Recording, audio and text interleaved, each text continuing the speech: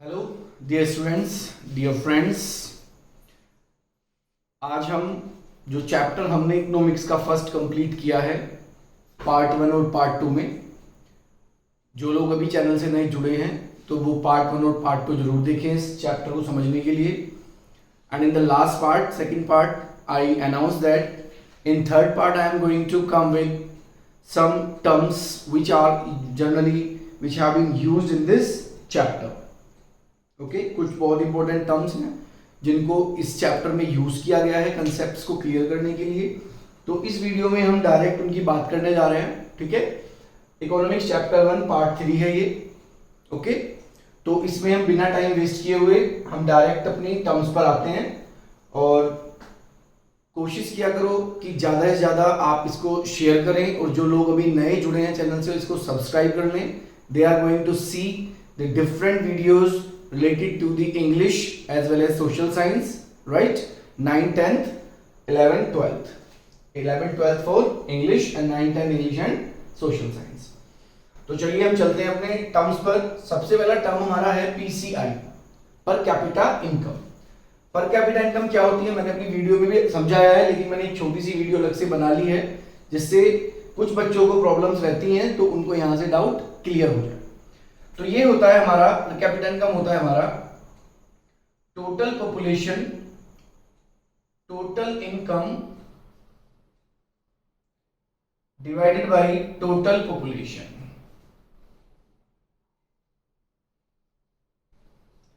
इसको हम average income भी बोलते हैं। पर कैपिटा इनकम को क्या बोलते हैं हम? एवरेज इनकम भी बोलते हैं, एवरेज इनकम भी बोलते हैं। ठीक है, इसमें क्या करते हैं हम? पूरे देश की जितनी भी इनकम है उसको देश की टोटल पॉपुलेशन के साथ डिवाइड करते हैं और डिवाइड करके जो हमें मिलता है वो पर कैपिटा इनकम निकलता है। तो you can create a definition when the total population of a country और अ स्टेट, जहां की भी हमें निकालनी है, is divided by total population, it is called a per capita income और एवरेज इनकम। ठीक है, पर पर्सन आय निकल जाती है। तो इसका यूज किया गया था किसी भी देश के डेवलपमेंट को पता करने के लिए कि कंट्री डेवलप्ड है या नहीं, तो ये टर्म वहां पर यूज हुआ है। दूसरा आता है नेशनल इनकम। एक हमारा ये है, दूसरा है नेशनल इनकम। नेशनल इनकम में हम सीधा जोड़ते हैं कि किसी भी देश की टोटल जो प्रोडक्शन हुआ है, किसी भी तरह का प्रोडक्शन है और उससे जो टोटल अर्निंग है, ठीक है, ग्रोस डोमेस्टिक प्रोडक्ट भी इसी में काउंट होता है वो। तो चाहे वो अर्निंग हमारी इंटरनल है या हमने किसी फॉरेन इन्वेस्टमेंट के साथ या फॉरेन अपनी किसी चीज को ट्रेड के साथ वो अर्न की है, तो टोटल पॉपुलेशन आफ्टर प्रोडक्शन किसी भी कंट्री की जो टोटल वो इनकम है वो इस तरह से हम निकालते हैं। ठीक है, तो नेशनल इनकम हमारी उससे पता चल जाती है। तीसरा आता है हमारा BMI। इंपॉर्टेंट है, lot of time it has been asked by CBSE in exam for 1 mark. Okay, along with if the CBSE is going to give you a question based on mathematical operation, तो वहां ये आपको 3 marks में भी मिल सकता है, जहां formula लिखकर proper step by step you are going to solve it. Okay, तो देखिए जनरली क्या करते हैं हम? बॉडी मास इंडेक्स, मैं आपको बता दूं इसको स्पेशली क्यों यूज किया जाता है। It is generally use to know that the person is malnourished। ठीक है, कहीं ऐसा तो नहीं कि कोई इंसान कुपोषित है, या कहीं ऐसा तो नहीं कि किसी इंसान का वेट बहुत ज्यादा हो गया है, उसकी हाइट कम है। तो इसमें एक स्लैब रखा गया है। अगर आपके पास आपकी बुक है इकोनॉमिक्स की, तो उसमें सबसे लास्ट में जाकर लगभग सेकंड लास्ट पेज पर पूरा एक स्लैब दिया हुआ है, राइट। तो वहां आप जाकर देखेंगे कि किस तरह से हम इसको पता करते हैं, जिसमें अगर हम 18.5 का रेशियो निकल कर आता है तो उस इंसान को हम अंडरवेट काउंट करते हैं। तो अगर आपको निकालना है तो फॉर्मूला यहां पर लिखा हुआ है, weight in kilogram upon height square metre. ठीक है, हाइट स्क्वायर मीटर में अगर आपको निकालना है तो आप अपना बॉडी मास इंडेक्स निकाल सकते हैं। तो इसमें एक दो स्लैब आप चाहे तो लिख भी सकते हैं। 18.5 में आप अंडरवेट में काउंट होते हैं, ठीक है, और अंडर वेट। जब आप इसको डिवाइड करेंगे तो डिवाइड करने के बाद जो आपके पास डिजिट आएगी उसके अकॉर्डिंग आप इसको सॉल्व कर सकते हैं। और अगर 18.5 से आप 24.5 के पास जाते हैं तो आप नॉर्मल काउंट होते हैं। ठीक है, एक नॉर्मल आपका बॉडी मास इंडेक्स निकल कर आता है, यहां आपका अंडरवेट आता है। राइट। तो ये दो चीजें हमें पता चलती हैं। इसके बाद अगर हम देखें तो 25 से 29 पॉइंट यहां तक अगर हम जाते हैं तो हम हो जाते हैं ओवरवेट। ओके, ओवरवेट हो जाते हैं अगर हमारा बॉडी मास इंडेक्स इतना आता है। और इसके बाद तो हम ऑब्सी हो जाते हैं, मतलब हम बहुत ज्यादा फैटी हो जाते हैं। तो हमें इसके बीच में अपना देखना है, 18.5 से 25 के बीच में हमारा बॉडी मास इंडेक्स आना चाहिए। तो ये मैंने थोड़ा सा आपको बता दिया है, अगर क्वेश्चन आता है। बाकी बीएमआई क्या होता है आप इससे पता कर सकते हैं, when weight in kilogram is divided by the height square metre, right. Children, next आता है हमारा net attendance ratio. Net attendance ratio का मतलब है कि ऐसा ग्रुप, बच्चों का ऐसा ग्रुप जो 14-15 तक बिलोंग करते हैं, वो कितने बच्चे उस एज ग्रुप के स्कूल अटेंड करते हैं, ठीक है। Total number of attending school आपका नेट अटेंडेंस रेशियो के अंदर आता है। इसके बाद आता है आपका एक टर्म यूएनडीपी, और यूएनडीपी के साथ आता है आपका एचडीआर। मींस यूएनडीपी है यूनाइटेड नेशन डेवलपमेंट प्रोग्राम, और इसका काम है ह्यूमन डेवलपमेंट रिपोर्ट को प्रिपेयर करना। यूएनडीपी का वर्क क्या है? ह्यूमन डेवलपमेंट रिपोर्ट को प्रिपेयर करना। Compares countries based on PCI, right.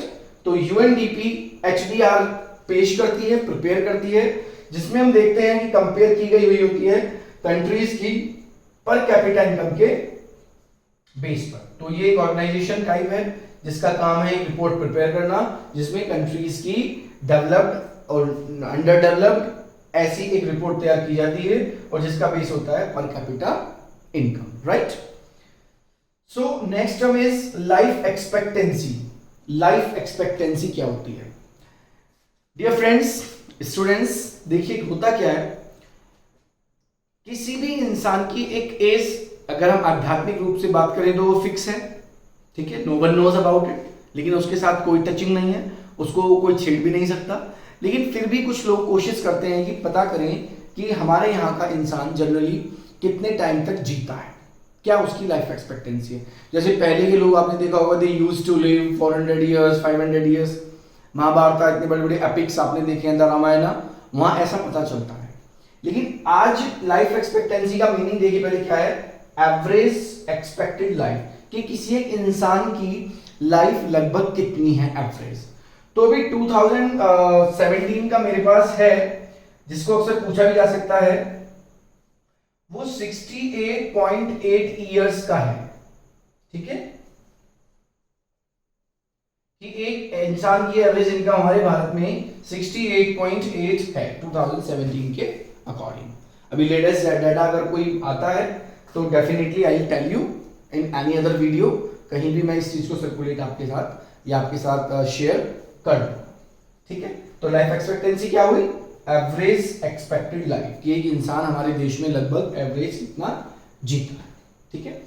एक इसमें और चीज आती है जिसको हम कहते हैं ह्यूमन डेवलपमेंट इंडेक्स, ठीक है, एचडीआई। एक चीज और उसके अंदर आप ऐड कर सकते हैं, एचडीआई। तो एचडीआई क्या होता है? ये इंडेक्स है जिसमें हमें पता चलता है कि कोई इंसान डेवलप्ड है या नहीं है। उसमें कुछ क्राइटेरियाज हैं, जैसे उसके इनकम को ऐड करेंगे, उसकी हेल्थ को ऐड करेंगे, उसकी लिटरेसी रेट को ऐड करेंगे, ठीक है, उसके पास जो फैसिलिटीज हैं जिनके अंडर वो लाइफ जी रहा है उनको हम ऐड करेंगे।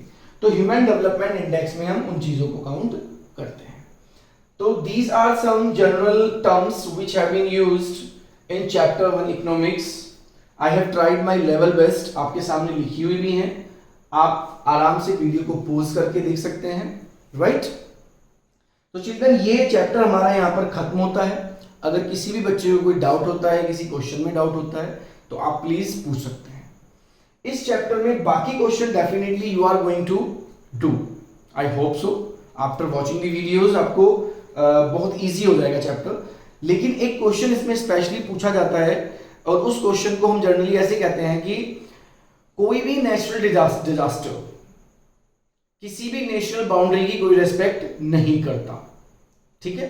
तो ये मोस्ट इंपोर्टेंट क्वेश्चन है, आप पहले इसको एक बार लिखने की कोशिश कीजिए, और अगर आपसे नहीं आता है, ठीक है, तो आप मुझे कमेंट बॉक्स में डाल सकते हैं, मैं डेफिनेटली इसको भी एक्सप्लेन कर दूंगा। पहले आप अपने आप कोशिश कीजिए, और वीडियोस में whenever I am going to give you this type of datas and content, तो आने वाली वीडियोस में मैं आपके साथ कुछ इंपॉर्टेंट क्वेश्चंस भी डिस्कस करने शुरू करूंगा। ओके, तो this is the part from my side.